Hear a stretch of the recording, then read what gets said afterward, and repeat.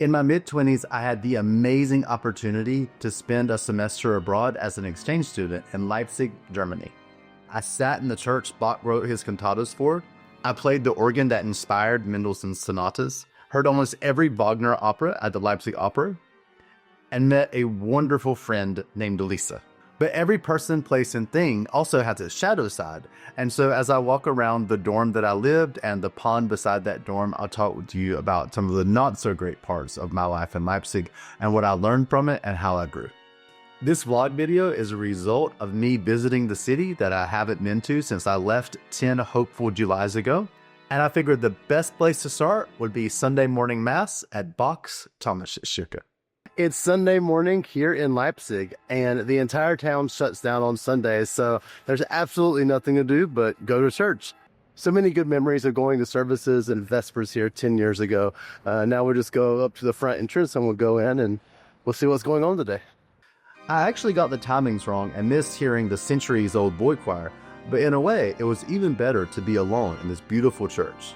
Somehow, Thomaskirke wasn't as big as I remembered, but the Bach grave up near the altar was reason enough to visit. Behind me is the famous Bach statue. I remember the first time I saw it, I thought, oh, I have arrived, because when I lived here in Leipzig, I was basically living in Baroque music. I was performing through the complete organ works of Bach, which takes about, 24 hours of performance time and like an entire lifetime to learn. I got about 95% of the way through. Some was better than others, but I just remember being at the statue and thinking, wow, dreams really do come true. And it was a really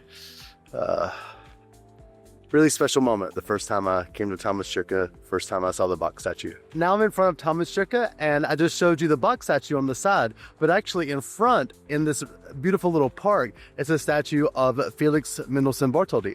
And Mendelssohn was somewhere in the Germanic tradition between Bach and Wagner, and his big claim to fame, besides being a wonderful musician and composer himself, is that he was really responsible for reviving the music of Bach, which had basically died and been forgotten about until Mendelssohn revived it. And while I was here in Germany, I had the really special privilege of practicing almost every morning in a little tiny church on the outskirts of Leipzig called, let's see if I remember it, Auferstehungskirke, which is the Church of the Resurrection. And I got to practice almost every morning on this little organ that Mendelssohn and his sister Fanny knew. And now we can actually cut to a 10-year-old concert video footage of me playing Mendelssohn's third organ sonata, which he wrote for his sister Fanny's wedding.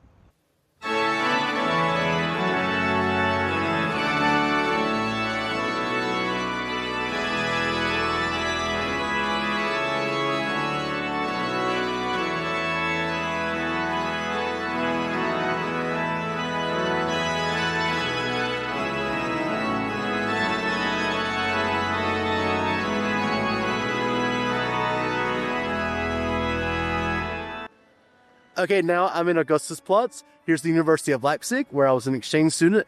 Here's the Gewandhaus Orchestra. And here is my friend Lisa. Hi, Patrick. Hey. Good to see you. Say something in German for the camera. Hallo, guten Tag, wie geht's? Yeah. She said, hello, good day, what's up? How are you? Yeah. So, Lisa, we're going to go to the Panorama Tower now. We are? Yeah. I want to show you how pretty my city is from above. Mm-hmm. And also, tell me who I was 10 years ago. You were sweet, Patrick. I was sweet, Patrick. Yeah, you were sweet. I was a mess. You were a mess, but a good mess. Weren't we all? Yeah. So, okay, we're going to go to the Panorama Tower. Let's go. Okay, so teach us about Leipzig.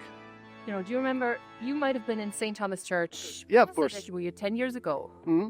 10 years. Yeah, I was just down there this morning and vlogged about it. Okay, fabulous. So then this has Bach's grave in it, and we still have a famous St. Thomas Boys Choir. St. Thomas Boys Choir is actually singing at Houston tonight. Oh. The 15th or the 6th? No, today is the 15th, right? So they're singing in Houston tonight. And you bring that up because the reason I came was because I used to live in Houston, and Houston and Leipzig are... Sister cities. Yeah, so we're sisters, Lisa, kind of. For more than 30 years, actually, yeah. So you have the new City Hall, which is very pretty on the inside as well. It's nice. Do you remember you've been in there before? and it has this really crazy old lift or elevator, which is called Paternoster. Oh my God, I thought I was going down those elevators. And yet here you are. So it goes around in a circle? Yeah, it never stops, you know, like you have to board it, and then you can hold on to a grip on the inside, you board it, and then it goes up, and then there's this really frightening side. It's like, if you continue this right, you're not in danger, but you, of course, do think that you are in danger. And But Lisa, how does one board the elevator? well, you have to be a responsible adult. To get a running start. Yeah, you have to. It doesn't stop. You know, it it's doesn't just stop. going and you have to jump while it's going. But I would say it's very feasible. This with a red tower looks like a crematory. Mhm. It turns out that's our new Catholic church. Interesting, but definitely locally sourced Yeah. stones. It's good. East Germany doesn't really do Catholicism, does it? No. The Catholic population, I think, in Saxony is Like 4%. It's 4%? Oh, I would have guessed like less than 1. No, they're awesome. There you see, next to St. Thomas, when you follow along this path, you get up to the Market Square, which has the old City Hall in it, which is very pretty also on the inside. It was nice to be reminded how pretty my city is sometimes. Sometimes I just forget, you know, when you come here to work and you work and then you don't really, you have family times, of course, and you cook and you do your laundry and then try to sleep somehow between. But sometimes it's easy to forget how nice and available everything is. It's very pretty. I love my city. What's your favorite thing about Leipzig? I think how open it is in a way, you know? Leipzig has grown so much over the past, well, you could say 35 years, basically, ever since the wall came down. You know, I was born in 1990, so I didn't get to see much of the communist regime. But of course, it was, you know, very present in my family. And I feel everything has changed. Not always for the better. You know, of course, rents have been going up. People have been pushed to the outskirts, especially lower income families. But therefore, so many things have been done to maintain its beauty, to develop it, and just to be Leipzig.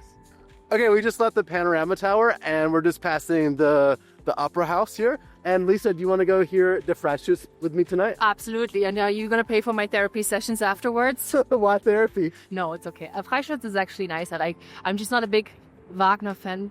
I don't even dare say that in front of you. Well, it's not Wagner.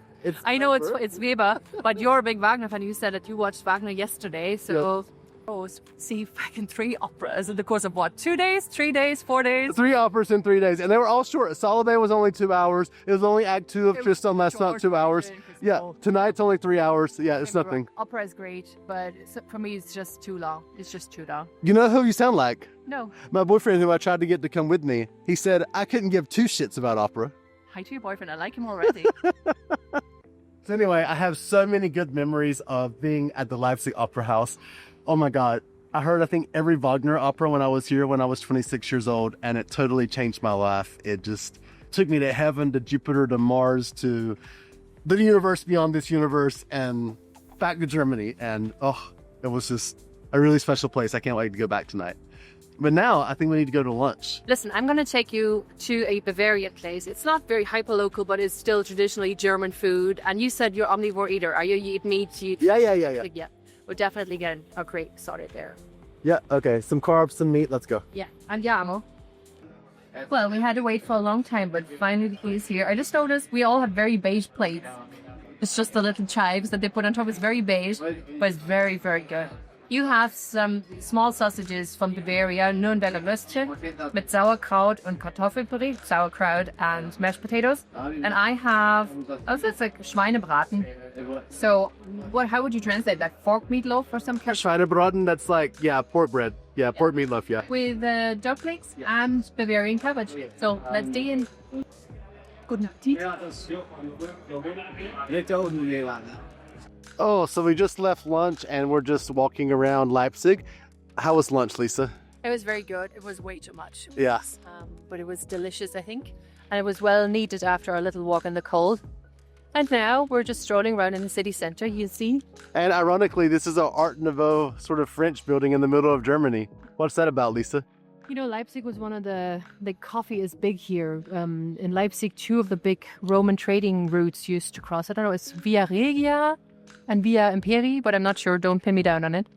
And I think we were, amongst many other places, of course, one of the cities where they used to trade coffee back in the day already. So we used to have our little traditional coffee houses, and this one was, as you can see, untouched by the destruction of World War II. And so it's very popular still. It's 2 floors, and they have dangerous but very, very delicious cake. And there's an elephant. And there's an elephant. Whatever the elephant does. I don't know what the connection with the elephant is. Oh, well, the connection is that Art Nouveau loved his animals. Okay. So you normally see animals or plants in all of the... I just know that I was Actually, on my YouTube channel, I did a video on Ålesund, which is the big Art Nouveau city in Norway. Oh. Well, if you watched that video, you would have known that. Oh, I will know it tomorrow then. Have you met your most favorite man in the world? Ah, it's Wagner. Wagner and all of the sassy girls' vulvas behind us. Well, you know, it's funny. I never saw the statue the first time I was in Leipzig. But, well, the thing with the girls and the vulvas, you know, he liked his wives and he also liked his mistresses. Mm-hmm. So those are either maybe the three Rhine maidens from the first opera in the Ring cycle, or it's his mistresses. I don't know. I'm sure we can find out. Yeah, but also, look, there's Wagner, and then there's also the shadow that he cast over all of art, because you can't get rid of Wagner's shadow. No. Everyone was affected. And everybody is trying to contextualize him in a political way. Fair enough, you know. Mm-hmm. So here we are at St. Nicholas, and unfortunately you can't actually film inside. I had forgotten that, but there is a column in the background that shows you what the columns in the inside of the church look like. And Lisa, do you remember the story of St. Nicolaikirke with the communists in the wall and everything? Wasn't there something about praying? Yeah, there was praying. There was peace prayers out here. You see, there's a poster here that reminds us about, you know, how the importance of peace and stuff. So this courtyard was the main thing. You see, we used to have peace prayers here. I know a couple of people who were here, and then you see this old building, which is very pretty. There used to be a scaffold there. And the secret police of the communist regime, Stasi, used to have fake builders, like people who used to pretend that they were builders on it, who secretly took photos of the people here. They would try to find out who was part of the resistance groups, etc. I know a couple of people who have been taken after they went to protest here, and that, you know, they would have spent 2 months in a secret police prison. And so this is where it started. And the churches, in the beginning, I think, if I do remember correctly, the churches were not active sources of the resistance, but they were helping people to network, you know, to get together and question why the dictatorship regime, did what it did. And so Leipzig was one of the starting points of the peaceful revolution. There was growing numbers of people coming here on Mondays. They're also called the Monday demonstrations, the Montagsdemonstrationen. And yeah, in the end, it was lucky for everybody here that it neither ended in a peaceful, a violent conflict, nor that it just, you know, kind of disappeared. But it led to the opening of the wall and the end of the communist regime. Gives me goosebumps every time I think about it. Lisa, it's been great to see you. You have to go home to my beloved Irishman. Yes, it's been wonderful to catch up with you as well. Yeah. Thank you so much. You have to come to Oslo sometime. Yeah, and you have to come back here too. Oh, Lisa's such a great person, and it was so wonderful to reunite with her. And now it's going to be wonderful to reunite with the Leipzig Opera House. And I'm just so excited to be back in this special place that taught me so much about opera and music and life. And can't wait to hear Weber's Der Freischütz. Peekaboo, here I am back in the studio again, because obviously you can't vlog in the middle of an opera performance. But here are my takeaways from Der Freischütz. Der Freischütz is all about the supernatural, and it really blends humanity versus the supernatural and the magical. After all, they're magical bullets. They're, you know, it's crazy. Anyway, it's actually also pretty masculine and butch. For example, you got your hunters, you got your marksmen. They go out and kill animals. They fight for the girl. So as far as masculinity in opera goes, it's about as close to Monday Night Football as you're going to get. And if you want to learn more about Der Freischütz, you can do a quick YouTube search. But the big takeaway for me is that actually, I fell asleep during the opera. And here's why that was such an important takeaway. You know, I've heard people over the years say classical music is boring, or I just can't sit through it without falling asleep, or, you know, blah, blah, blah, blah, blah. And when that happened to me on Sunday evening in this opera that I'd anticipated going to, I was like, why is it that people fall asleep during live classical music? And as I thought, it became very obvious. Well, we sing lullabies from classical music. For example, Brahms' lullaby, da-da-dun, da-da-dun, da-da-dun, dun, da-dun, dun, and all sorts of other, you know, excerpts from classical music to help them fall asleep. And well, there's sort of these two different aspects in life. There's things that put you in flight or fight mode that, you know, really activate you and set off the cortisol. And that's like, you know, loud club techno music or whatever. And then there's things in life that put you into like rest and digest mode, which is like taking a bath, or praying, or going to an opera or a symphony and listening to natural acoustic instruments that aren't amplified. I was like, okay, that's why people fall asleep. It's because it's a comforting thing to go and listen to music, especially live, classical music, that is. Even though it's dramatic and it's, active, and people slay dragons and become gods and devils and priests, and all of it that happens in opera, it's still, at the end of the day, it's something that puts us into the mode of rest and digest, and helps us get out of the rat race and into a realm that's more heavenly, more eternal, and really more important, to be honest. So I think my big takeaway from, reuniting at my beloved Leipzig Opera and hearing Die Freitudes, it's okay to fall asleep in the middle of classical music. And in a way, it's actually a compliment to the performers. Anyway, I woke up for the last half of the opera, thoroughly enjoyed it. And I walked home whistling the tunes and thinking, oh, this is exactly what I did 10 years ago. I left the Leipzig Opera whistling tunes to Wagner on my way home to the student dorms. And then I thought, hey, I wonder if I can find those dorms. And I realized I could not remember the name to save my life. So I called up Lisa and I said, hey, I have a little forensic investigation for you to do. The place that I lived, it was past the Max Planck Institute.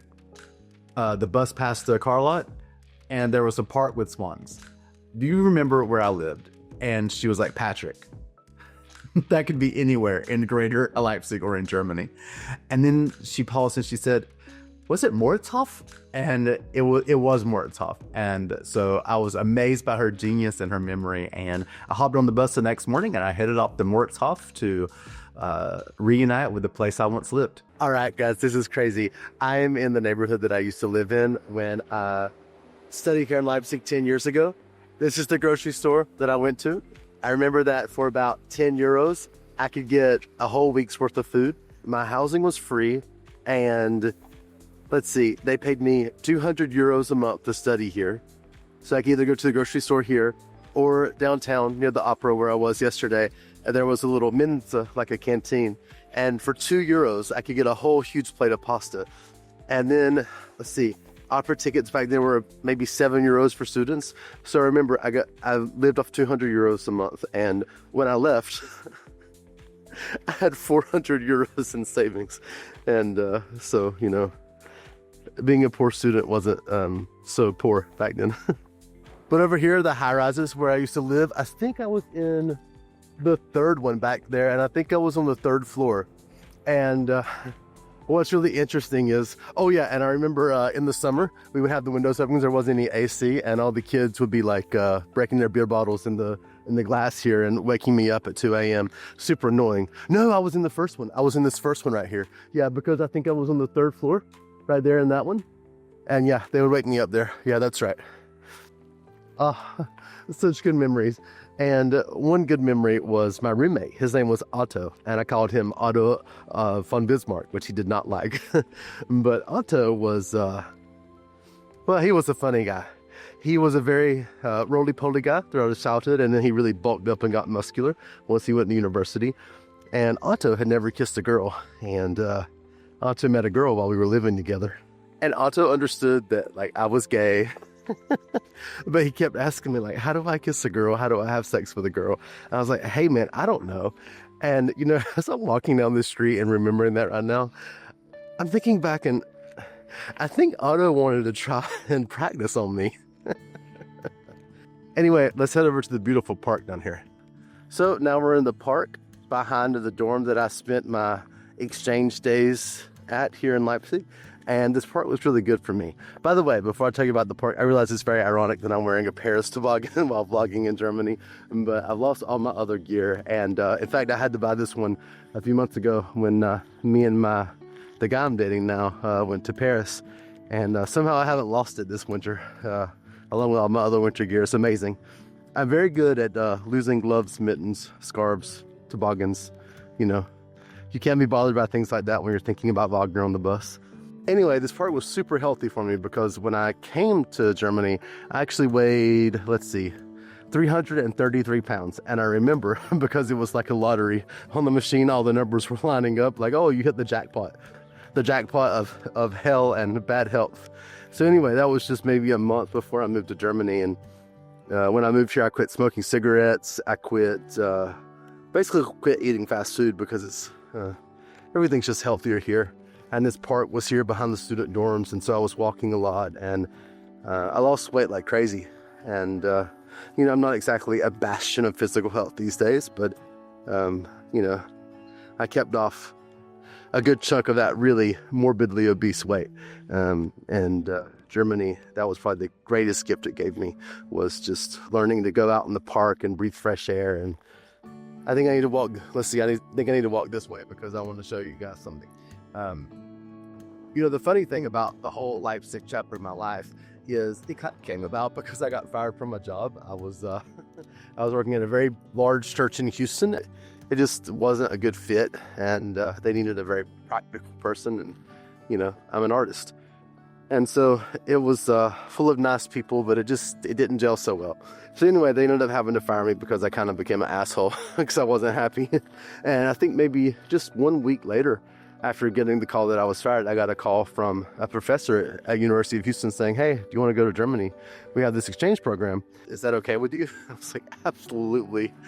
So it's funny that, I think we all have to do jobs that are, maybe not the best for us at times, but it's always somehow worked out.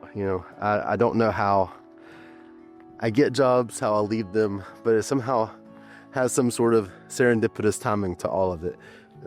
It doesn't make sense in the time, and it's scary in the time, but looking back, I can kind of see how it's all worked out, whether it was getting fired from that job and coming to Germany, or switching careers to psychology for a while and then coming back to music, whatever. It all sort of pans out in the wash somehow. But now, let me see if I can find a very special spot and tell you a little story that happened in this little park. Oh, we're getting closer because I recognize this pond, and actually in my book, Becoming Who You Truly Are, I talk a bit about this pond and some friends I made here at the pond. There were a family of swans, and they had, I think, 3 babies. Fun fact, baby swans are called cygnets. I didn't know that. And, the cygnet started off as very ugly little baby swans. They're not so beautiful as babies. And as the winter progressed into the summer and, it turned into July, those little baby swans just turned into the most magnificent looking young swans. And those baby swans were good friends. I hope they're still alive and they're doing well. I don't know how long swans live. I would assume they live 10 years. So I'm sure they probably have a family of their own now, hopefully. And now, the thing that I've been trying to find all morning as I've vlogged, the thing that I've been wanting to show you so badly, is a park bench. This park bench probably seems pretty innocuous and inauspicious to you all, but to me it holds a very special part of my life story. 2 days ago in Dresden, I was talking about Tristan und Isolde and these 2 people that fall in love, not really with each other, but with an idea of each other and with a moment and with an unattainable ideal. And that's very much what happened while I was here in Leipzig.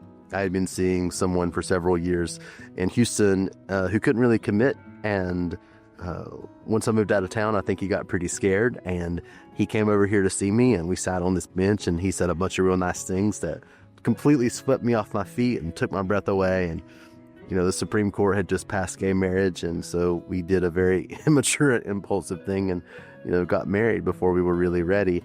And it was because we were in love not with each other, but we were in love with an idea of what Mike could be. And it was a very naive hope. It wasn't grounded in like compatibility or mutual support or being friends. It was just mostly ungrounded in the idea of both of us wanting the other one to be, well, Prince Charming.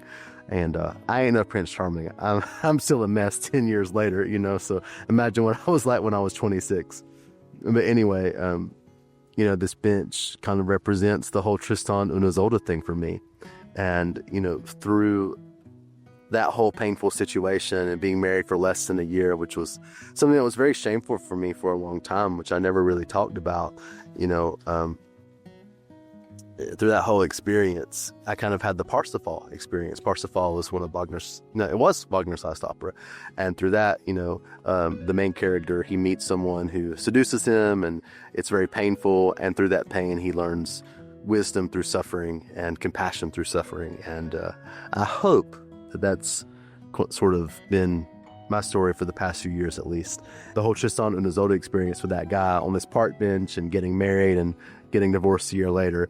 That whole thing, it didn't really have roots, it didn't have any grounding, and so it was destined to fail.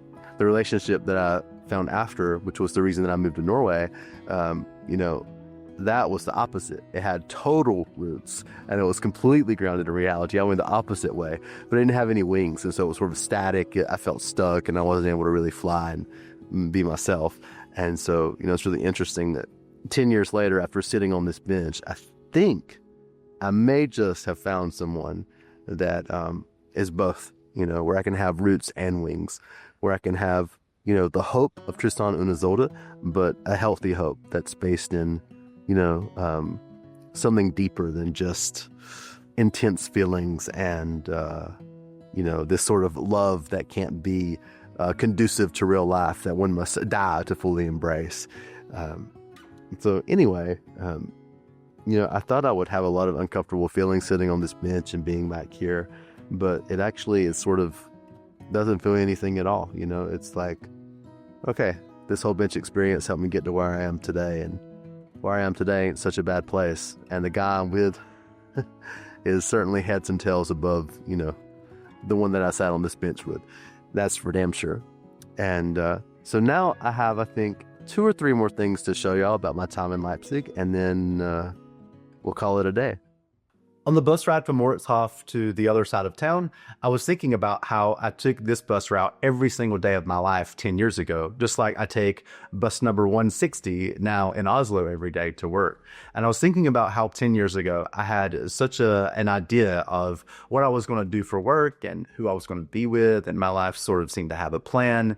And, cut to 10 years later, and if I'd known what was going to happen, I probably would have A, curled up in a ball and cried, B, had a stroke, or C, done something drastic to change the outcome so I wouldn't have had to go through everything I had to go through over the past 10 years. But I'm really grateful that I went through everything I went through. It's been a little unstable in some ways, but it's also been an amazing mystery and amazing privilege to be Pashu Parker and to have this very nonlinear and confusing and mysterious and magical life. It just reminded me that life is a mystery, and that's part of the blessing of it, and I don't need to know. And I only hope that, from 35 to 45 will be as full of consternation and frustration and also magic and blessing as the period from 25 to 35. Anyway, all those thoughts eventually got interrupted as I finally ended up at a very special destination. I had a little bit of time before the plane leaves tonight, so I thought I would take you all to Auferstehungskirke. And this is the church that I was talking about a few days ago when I was at the Mendelssohn statue, and I was talking about, there's a special little church that has, the Mendelssohn organ in it. I remember this old lady would open the door for me. She worked at the shop over here. And before she opened the church, on this other side of the church, I would go to Bachver, which was this bakery. And let's just see if this door is open by any chance. Nah, unfortunately. Anyway, it's a tiny little church. It's beautiful. It is not in a sexy part of town, but man, did I have fun on this organ. And actually, I remember there were a couple of times where I had this weird feeling of like, what do you call it? Not omniscience, but premonition, where I felt like, have I been in this place before? Are there like spirits here? And I think it was probably just my fantasy running wild because I was on such a historic organ that was, inspired such great organ music. But I did feel it. I did feel like, man, I am privy and I have access to something that not very many people in life get. And I'm just so fortunate that classical music allowed me to really have these experiences with history that wasn't just like, oh, I learned it in a book, but like actually I went and experienced it and I interacted with a part of their tools, the organ or whatever, that they touched, that they heard, that they, experience the same as me. And it's a really powerful part of my life story that I don't think so many people get to have. So I'm really lucky. And I just walked around the church, and now I'm back at the front again. So there's the entrance, and then there's a little side staircase on that side, I think. And then the organ's up there in the tower. But let me show you one other church that I practiced at and I played concerts at. Okay, here we are at Michaeliskirke. This is the Church of St. Michael, and unfortunately there's a bunch of construction going on today, which seriously impedes the quality of my vlog. How dare they? Anyway, my German class also was just right over here on the street, and the problem with that is usually instead of going to German class, I played hooky, and I went and practiced organ instead. And the organ in this church, I'll play a video clip in just a minute. It's absolutely beautiful inside. The organ is also beautiful. It's from the turn of the 20th century. And yeah, it was difficult to play, but very well worth it. And lots of good memories at this church, practicing late at night. I remember one night I practiced from like 10 p.m. until 7 a.m. the next morning. I don't think I could do that anymore.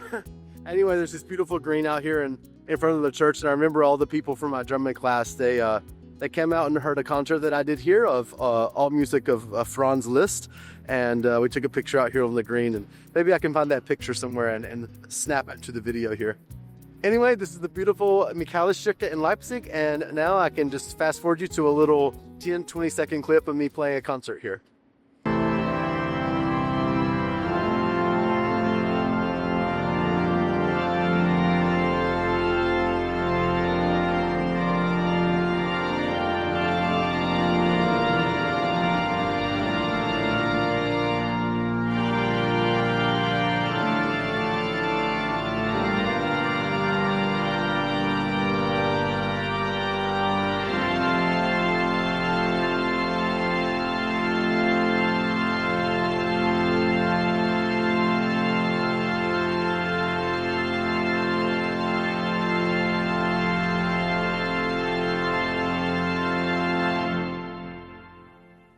All right, y'all, so one last thought before we finish this Leipzig reunion video, and that is, of course, the Leipzig Hauptbanhof.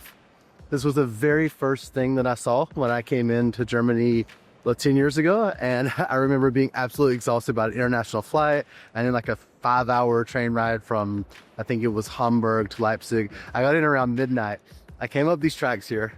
The very first thing I saw was this Pizza Hut and a McDonald's. And the very first thing that I heard was Taylor Swift. I think her big song at the time was Shake It Off or something. And I was like, God damn it. I came to the land of Bach and Mendelssohn and Wagner, and I just can't escape American pop culture. It's ubiquitous. So anyway, that was my very first memory of Leipzig, and I thought it would be a nice thing to end the video with. And if you enjoyed this video, please click the subscribe button, like, comment, share with friends, blah, blah, blah, blah. And as the Germans taught me to say, Auf Wiedersehen.